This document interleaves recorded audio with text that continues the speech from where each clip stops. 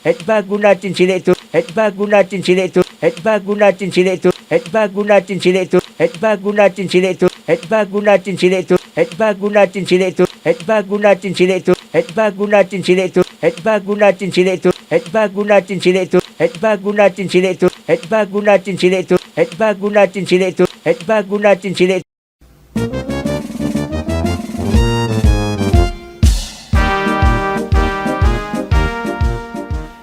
Mga giliw naming tagapakinig, dyan na po nagtatapos ang ating kwento na pinamagatang Republic Act 1084 sa pakikipagsapalaran ni Kapitan Karyong! Mga nagbibigay buhay sa ating dula ay sina Mayra Abrihao Narnola, Susan Malikdam, Robert D. Guzman, Amit Diaz, Oscar Ora, Jun Cabato, Technical Supervision at sa musika ni Oscar Ora, nilapatan ng tunog ni Robert D. Guzman, mula sa panulat at direksyon ni Oscar Ora. Kapitan Karyong! Inihahandog sa inyo ng F3 Recording Studio para sa pambansang radyo ng Pilipinas, Bombo Radio Philippines!